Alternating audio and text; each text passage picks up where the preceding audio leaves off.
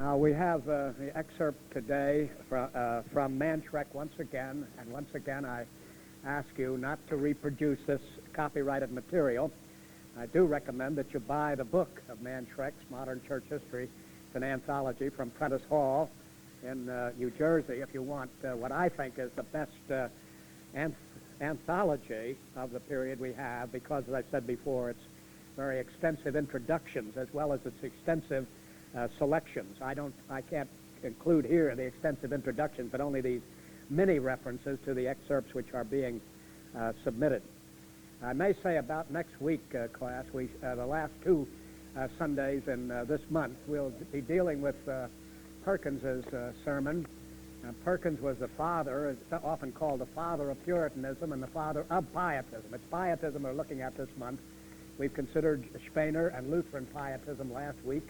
We're considering Wesley and Wesleyan English American Pietism this week.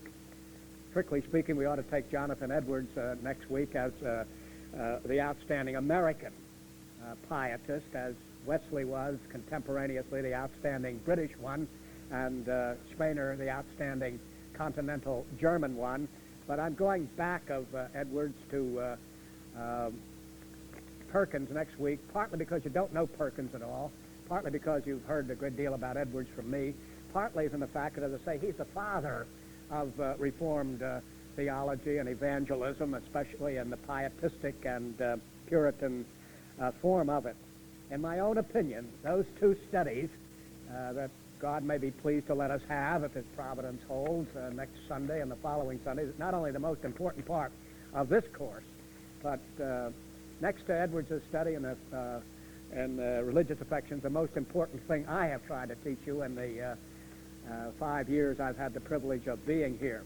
This is not to suggest, for example, that Perkins is more important than the book of Jude or anything like that. Perkins is saturated with Scripture. You'll be getting all sorts of Scripture in that study, and Perkins is certainly far more valuable in his exposition of the Bible than John Gerstner could ever be on Jude or John or anything else he's ever taught here. But historically, it's also profoundly significant. And I meant to mention this at the last class. If you people in Jude could go to the 11 o'clock service and come here for this class, I think it would be wiser. So if you see any of your friends, tell them I consider the next 2 weeks, as I say, as far as a mini form is concerned, the most important thing that I will have gotten over to you, either in the history of the church or in the interpretation of the Bible.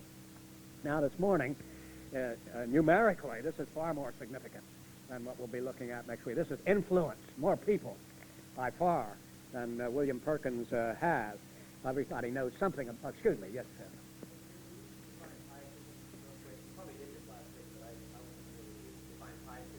Pietism.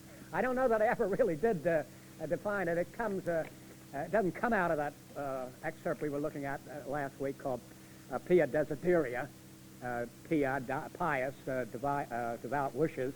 But Pietism is the movement within the Christian church. Last week we looked at it in Lutheranism, this week in Methodism, next week in Reformed theology. It's the movement within the Protestant Christian church, so it has overflow in the Roman church also. Fenelon, for example, Madame Guyon, and so on are in the same movement, but I can't do everything on the limited hours I have here. But Pietism, especially in the Protestant Reformation tradition, is the emphasis on personal Christian experience, regeneration, the marks of regeneration, and the way by which a person shows he's a new creature in Christ, as over against, I did put this down last week, the emphasis that Martin Luther himself made on pure doctrine. Doctrine is the foundation, and Luther had a great deal of that, but there's also the importance of Leben. This is teaching, this is life. Well, Pietism, while not disregarding the doctrine, any more than doctrine disregards the other, Pietism puts the emphasis on the right living, proper living, true experience, not merely right confessing, right doctrinal beliefs and such things as that. And Puritanism, I think I could define as that movement within the Reformed tradition of the church, in distinction from the Lutheran or the Wesleyan, in which the emphasis was on the reine Lehre, the pure doctrine. Pietism is the emphasis on piety of heart or Christian experience. Now, John Wesley, you all know something about him, so I can make my remarks brief because we have a great deal to deal with in this one sermon here. But you know his life spanned the whole 18th century, and that he had been born one of some 20 children, and his mother, Susanna, seemed to recognize a genius when she saw one, and she gave some very special attention to young John, and instilled in him, although she was herself a member of the Anglican Church, and her husband was a minister, a rector in the Anglican Church, instilled in him a very definite opposition to Anglican doctrine about predestination especially, and taught him almost while he was taking in his mother's milk that God loves everybody the same way, that predestination is a pernicious doctrine, and so on. It took such strong hold in the very competent, genius John that he at one time came very close to saying, I wouldn't believe this doctrine even if it was in the Bible.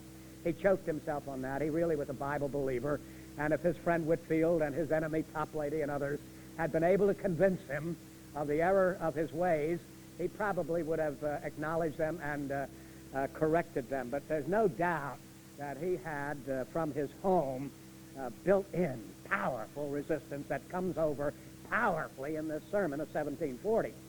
He was converted in the early years. I say I'm going to have to skip the trip to Georgia and the affair with Sophie Hotkey and the meeting with the Moravians and the heartwarming experience and so on, just simply to say that by the end of the 30s, he was an Anglican rector who had become convinced of what we today call Wesleyan principles. He had two fundamental breaks with his own denomination. He became religiously active at Oxford and trained for the ministry, and as I say, became an ordained rector in the Anglican Church. But there were the two basic differences. One was the absolute hostility to predestination, which is taught in the 39 Articles of the Church of England, and which he would have had to affirm to have been ordained. And the other one, there's a positive thing. He was hostile to predestination. He was not only strongly in favor of perfectionism, but was very much committed to the preaching of it and the insisting that people recognize it as a true doctrine, which doctrine was again denied by his own tradition.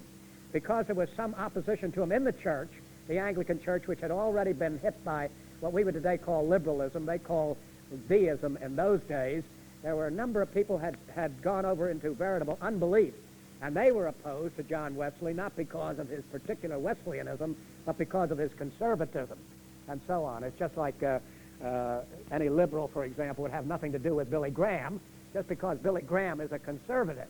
Now, Billy Graham is a Wesleyan also, though he's a member of the Baptist Communion and so on, but people who couldn't care less about whether a man believes or disbelieves in predestination, for example, they care a great deal about whether a person believes the Bible is inspired, whether Jesus was virgin born, whether the bodily resurrection was a verity, and such things. And all of those doctrines, together with the central verity that we notice Martin Luther stressed so much, justification by faith alone, John Wesley was a powerful advocate. So he had opposition from the liberals in his own denomination, and he had opposition from people like Whitfield, who had caught the fire of evangelism from Wesley in his own communion, who were Orthodox Anglicans. Whitfield was a Billy Graham of his own century, far more than John Wesley. That is, he made 6 or 7 trips over to these United States on his mission tours and up into Scotland and so on. And relatively speaking, considering the lack of air transport and so on, he traveled almost as much as Graham would in our century. But he was an Orthodox Anglican. He was therefore a Calvinist, and he believed in predestination, and he opposed that. And he reminded his very good friend, John Wesley, that in these doctrines, particularly the anti-predestinarianism we'll read about in a moment, he was anti-Anglican, and he was violating his own vows.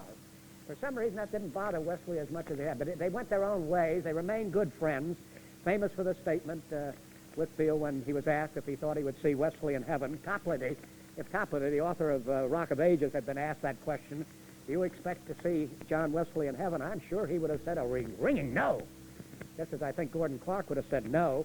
But George Whitfield, Calvinist also, said, no, I don't expect to see him because I think he'd be too close to the throne of grace and I'll be too far on the fringes of the crowd to see him. So obviously he felt that though this is a very serious error on John Wesley's part, which was catching hold in the Anglican Church, at the same time, it was erroneous, but not fatally so. It reminds me a little bit of, in our own history of a few decades ago, Clarence Edward McCartney, a famous preacher of First Presbyterian Church, Pittsburgh, Pennsylvania, spelled with an H and so on. He was also a strong Calvinist, but he would have Donald Gray Barnhouse preach for him quite regularly. Now, Donald Gray Barnhouse was never an authentic Calvinist, and nobody knew that any better than Clarence Edward McCartney, who wrote a review of one of Barnhouse's books to that effect. But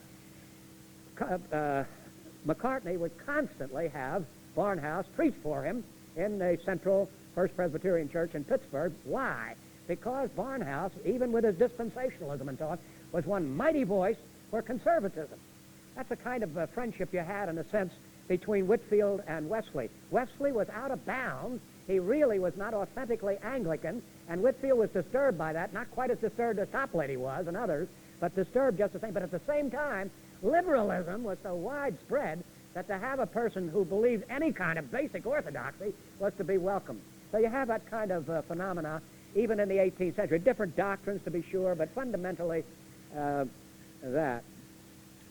At any rate, Wesley, through his life, just as this little picture gives you, crowds came to hear him, and because the crowds were too great for the churches, he would meet in the open fields, which was itself a dubious procedure, and a good many Anglicans felt that it was not worshiping God decently and in order. But Wesley went that way, and so did George Whitefield, and multitudes followed him. And he had a very much like Spener in the earlier day in Germany. He'd have these little churches within churches, these little groups that have their tokens and so on, and they would be quizzed by their leaders and so on, and they would meet together within the structure of the Anglican Church as far as possible.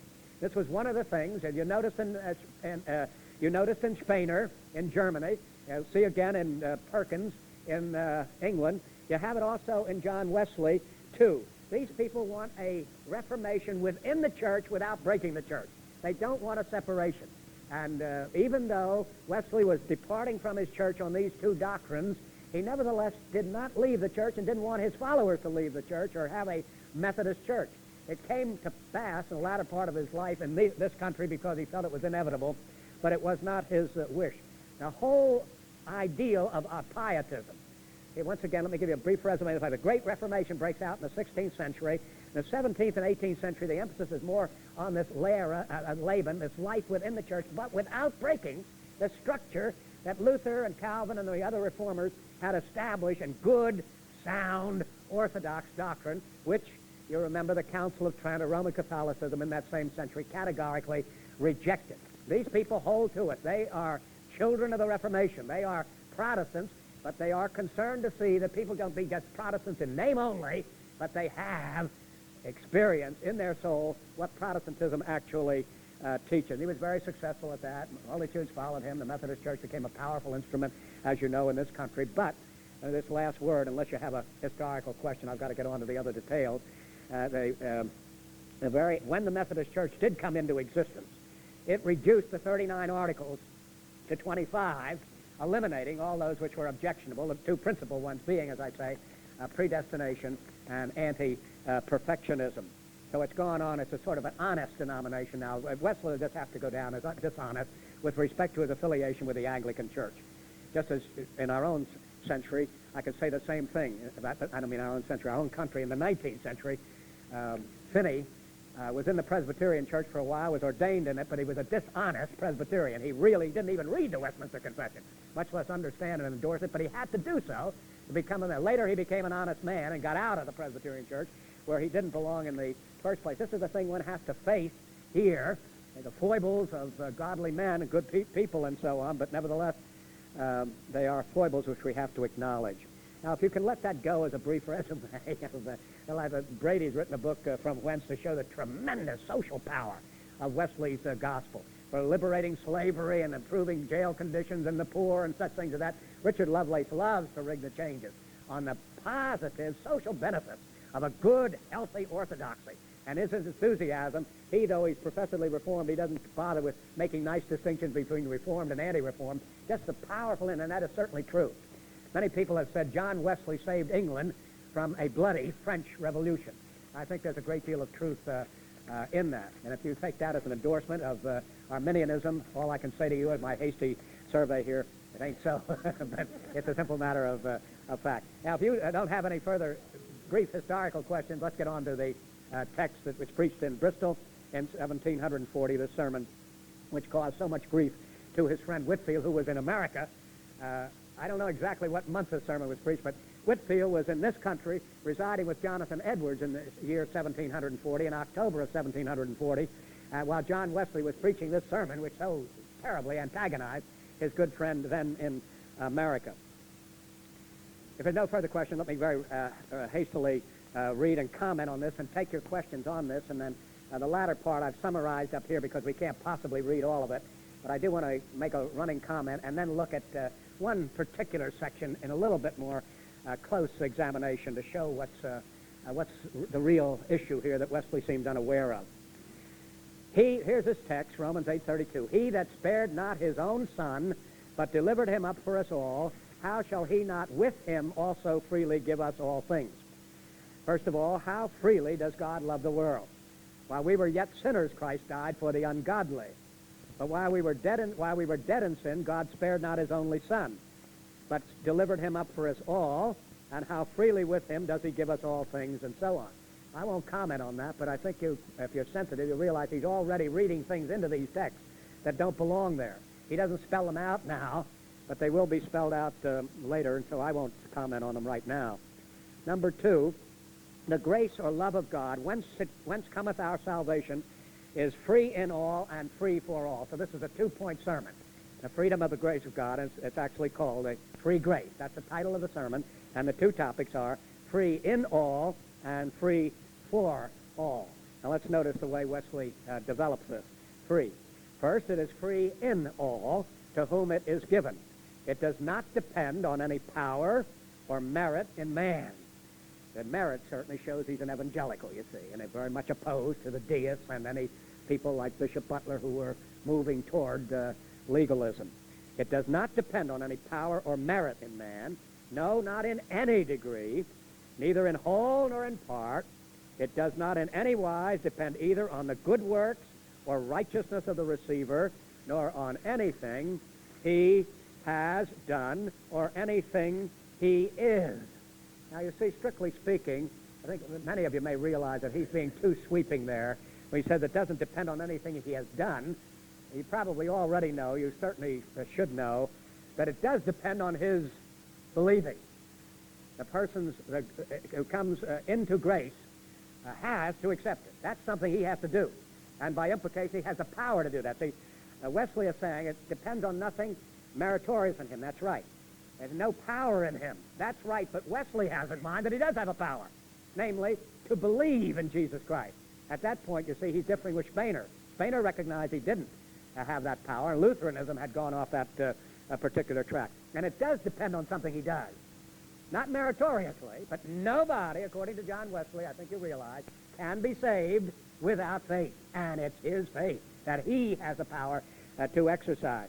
So, though he's saying these things, what I'm calling your attention to in passing is, they're not strictly true. I'm not accusing Wesley of lying here. I don't think he's thinking at the moment. He just put his mind in neutral at this point. He's not stupid. He's a very bright man. Not only a genius for administration, he had a very sharp mind as well. That's the reason he ought to have known this. And as I say, I know he's not trying to fool anybody, not trying to lie to anybody, not trying to deceive anybody. And it's not that he can't see this point. So what is it? His mind's in neutral. He's not thinking about it. He's thinking about something else. I say things at times that I don't mean. You see, I'm thinking about something else. And somebody says, oh, yes, that's true. It wouldn't be true there. I'm talking about this and so on. And it may well be if somebody stopped to raise his hand in the sermon and said, Mr. Wesley, don't we have the power? Oh, yes, we have the power to believe. Oh, yes, I didn't mean that. You see, and so on. But nobody raised his hand in no service, and he didn't make that assertion. It does not depend on his endeavors. It depends on his endeavor of faith. Certainly does that. It does not depend on his good tempers. That's true. Or good desires, but he has a desire for Christ. Is John Wesley going to say that's a bad desire? Or good purposes or intentions. For all these flow from the free grace of God. See, here he comes back on the Luther track now. Remember, Luther's, one of his great dissertations there in 1520, you have to have a good man before you have a good deed. Pure Augustinianism. The good man precedes the good deed. Arminianism, the good deed makes the good man. Augustinianism, Calvinism, Luther, Reformation, the good man makes the good deed. But you see, Wesley's already off the track. But Wesley's saying the right thing, but thinking the wrong thing. He's saying correctly, all these things flow from the free grace of God. But they don't really. They flow from something else. They are the streams, only not the fountain. They are the fruits of free grace and not the root. I don't know whether you're getting me on this or not. I have to keep watching that clock up there. But if you're not getting me, you'll have to ask me. But strictly speaking, he's not stating his own position correctly. The root of salvation is your faith, according to John Wesley. And that faith comes from you, according to John Wesley. According to John Calvin, the root of it is God, who makes this faith in you. And then you could say, the root is grace, and all the rest is fruit. But when you're denying that, as John Wesley does, and still hanging on to the old language, it's the root and not the fruit, you ought to realize you have shifted. You've not only rejected predestination, you've rejected what goes along with it. You see, the problem with Wesley, and here I'm in a rack too, you see. I've gone through this in real finesse and minute detail with technical theologians for many times. Now I'm talking to a group of knowledgeable people who aren't technical theologians, and I got an hour to cover what I'd like to have at least 10 hours for to do superficially, and so on. So my guts are spilled out all over the place here, trying to hope you get these. And don't say it's too difficult for you. Your life depends on it. And I say, I may speak rapidly, but as you know, I repeat myself to make up for that, and I'm not going over anybody's head. If I could go over your head with the greatest of ease. Really, if I want to go over your head. If I can't make myself clear to you, it's because you're not listening. I'm pretty arrogant on that, I'm pretty sure. But you're not listening the third time. Maybe the first time is my fault. Second time I went. The third time your fault. That's something. You better listen. But I have to go rapidly on it. They are not the cause, but the effect of it. Whatever good is in man or is done by man, God is the author and doer of it. You see the problem here. This is beautiful. John Calvin would say amen, but he'd say, John Wesley, that's not your theology. John Wesley couldn't get it. Maybe some of you don't get it either, but I'll have to go on. Thus is his grace free in all. That is no way depending on any power. It is depending on the power of faith, but not merit. There's no merit in the faith. Give Wesley credit there. But on God alone, who gives the merit, that man provides the faith, who freely gave his own Son, and with him freely gave us all things. Now he comes to his second point. Does anybody want to raise on that first point?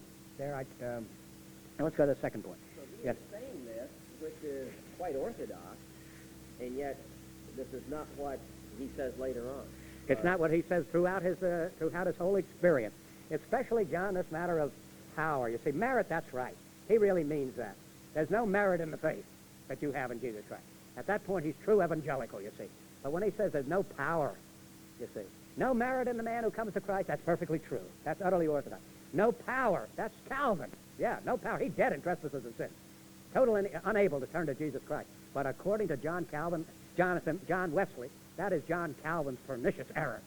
Man, however weak he is, he still has the power. Now he's saying he has no power of his, but he does believe it's a power. You get me? This is what gets complicated.